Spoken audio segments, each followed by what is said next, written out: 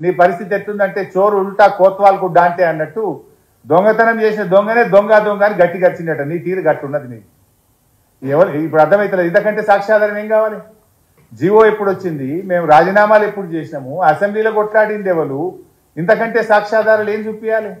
అంటే నువ్వు ఈ రకంగా ఇలా ఒక తప్పుదో పట్టించే విధంగా అర్ధ సత్యాలను అబద్ధాలను ఒక ముఖ్యమంత్రి అయి ఉండి సచివాలయం నుంచి మాట్లాడడం తగునా అని చెప్పి నేను అడుగుతా ఉన్నా. ఇక మూడో విషయం, సాక్షి దినపత్రిక. అంటే అందరికీ న్యాయం చేస్తా అని చెప్పిన కదా బయట. సాక్షి, ఐ విల్ రీడ్ అవుట్. ఇందులో సాక్షి దినపత్రికలో ఈరోజు గత ఏడాది మే 19న జరిగిన కృష్ణా బోర్డు 17వ సమావేశంలో ప్రాజెక్టులు అప్పజెప్పేందుకు ఒప్పుకుంటూ కేసీఆర్ స్వయంగా సంతకాలు చేశాడు. ఇప్పుడే చదివాను 17వ బోర్డు మీటింగ్ మీకు. This is 17th board meeting by sir. ఇందులో సరే మొదలేమో అప్పజెప్పడానికి నిర్ణయం అయింది, దాని మీద కేసీఆర్ సంతకము పెట్టిండు అన్నాడు. సరే ఇందాక నేను చదివిన అప్పజెప్పడానికి నిర్ణయం కాలేదు, అప్పజెప్పకుండా తెలంగాణ నుంచి ఆ రోజు హాజరైనటువంటి స్పెషల్ చీఫ్ సెక్రటరీ గారు పేరా నంబర్ 17.11లో ఏం చెప్పారో చెప్పాను. నేను మళ్ళీ చదువుతాను. To this special chief secretary INCAD government of Telangana stated that they do not agree for transfer of the components of Srisailam and Nagarjuna Sagar and stressed that the matter may be referred to the Apex Council to discuss common assets and the review of Gazette Notification 2842. First of all, అప్పజెప్పలేదు. ఆయన ఇంకో అబద్ధం ఏం మాట్లాడిండు, కేసీఆర్ స్వయంగా సంతకం పెట్టాడు. ఈ minutes లో ఎవరెవరు మీటింగ్ అటెండ్ అయినో కూడా ఉంటుంది బై సార్ లాస్ట్ పేజ్లో. ఇందులో పేజ్ నంబర్ 21 ఇది list of the participants of the 17th meeting of Krishna river management board held on 10th May 2023. ఇందులో ఎవరు అటెండ్ అయ్యారు? KRMBకి వెళ్ళి Nandakumar chairman, Raipur member secretary, ఇట్లా ఒక 29 మంది KRMB పేర్లు ఉన్నాయి. Government of Andhra Pradesh Shashibhushan IAS, Narayana Reddy 12 పేర్లు ఇంజనీర్లు అయి ఉన్నాయి. Government of Telangana doctor Rajat Kumar IAS special chief secretary, C Muralidhar ENC, Mohan Kumar chief engineer, ఇట్లా 29 మంది తెలంగాణకి వెళ్ళి ఎవరెవరు పాల్గొన్నారో ఇంట్లో ఉన్నారు. కేసీఆర్ మీటింగ్కే పోలే, మీటింగ్లో ఎవరు పాల్గొన్నారో ఇంట్లో ఉన్నది. ఈ ముఖ్యమంత్రి కేసీఆర్ సంతకం పెట్టిండని పచ్చబద్దాలు మాట్లాడితే ఇంతకంటే జూటాకోరు ముఖ్యమంత్రి ఇంకోళ్ళు ఉంటారా? అబద్ధాలు ఆడడానికి కూడా హద్దు పద్దు ఉంటుందండి. ఇట్లా నా అబద్ధాలు ఆడేది. మీటింగ్లో ఎవరు పాల్గొన్నారో ఉన్నారు కదా. ఆయన గారు అంటాడు కేసీఆర్ సంతకం పెట్టిండు అంటాడు.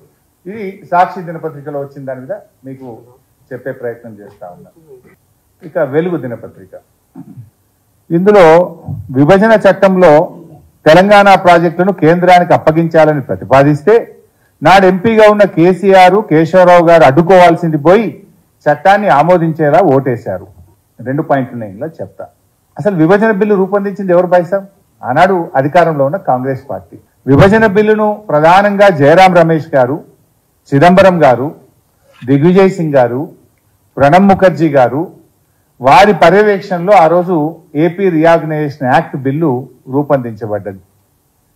అఫ్ కోర్స్ ఇది రేవంత్ రెడ్డి గారికి తెలిసే అవకాశం లేదు.